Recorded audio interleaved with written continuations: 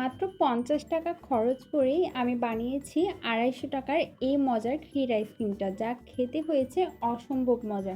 এই আইসক্রিমটা বানানোর জন্য প্রথমে নিয়ে নিয়েছি ১ কাপ দুধ আর 1/4 কাপ চিনি, সাথে দিয়ে দিচ্ছি ১ টেবিল চামচ মতো গুঁড়া দুধ, আরও দিয়ে দিলাম 1/3 কাপ মতো কনডেন্স মিল্ক।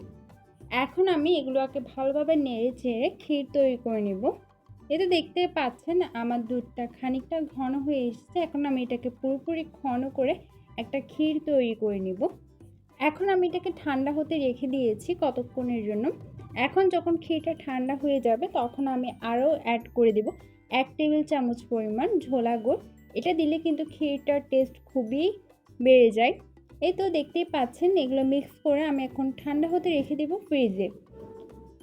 এই তো আমার ক্ষীরটা প্রায় রেডি। এখন আমি ১ cup plus 1/4 cup whip cream নিয়ে নিলাম।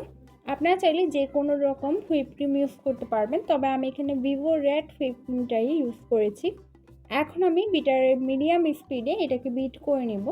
এটা দেখতেই পাচ্ছেন আমি কীভাবে বিট করছি। খানিকটা বিট করা হয়ে গেলে এখন আমি যে ক্ষীরটা রেডি করে রেখেছিলাম ওটা আমি মিশিয়ে দিব।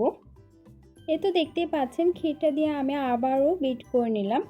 এখন আমার এই আইসক্রিমের ফোমটা পুরোপুরি রেডি হয়ে গিয়েছে। এখন আমি এটাকে একটা বক্সে ঢেলে নিব। এ তো দেখতেই পাচ্ছেন ১ কাপ আর 1/4 কাপ মতো হুইপ ক্রিম দিয়ে কিন্তু আমার হাফ লিটারের মতো আইসক্রিম হয়েছে। এ তো দেখতেই পাচ্ছেন আমি সবগুলো ফোম বক্সে ঢেলে নিয়ে একটা স্প্যাচুলা দিয়ে উপরটা খানিকটা সমান করে দিলাম। এখন আমি এখানে কাঠবাদাম ছড়িয়ে দিচ্ছি যাতে করে খেতে এটা খুব ভালো লাগে। আপনারা চাইলে ২-৩ রকমের বাদাম ইউজ করতে পারবেন। এখন আমি এটাকে রেখে দিব ডিপ ফ্রিজে ১০ থেকে ১২ ঘন্টা পর। এই তো ফিরে এলাম ১০ থেকে ১২ ঘন্টা পর। দেখতেই পাচ্ছেন আমার আইসক্রিমটা কিন্তু পুরোপুরি সেট হয়ে গিয়েছে। এই তো আমি আপনাদেরকে একটু নিয়ে দেখাচ্ছি আমার আইসক্রিমটা কতটা পারফেক্ট হয়েছে। দেখতেই পাচ্ছেন আইসক্রিমটা কতটা স্মুথ হয়েছে এবং কতটা ক্রিমি হয়েছে। আর এটি কিন্তু খেতে খুবই মজা হয়েছিল। আর আজকের আমার রেসিপি যদি আপনাদের ভালো লেগে থাকে তাহলে অবশ্যই আমার চ্যানেলটাকে সাবস্ক্রাইব করবেন।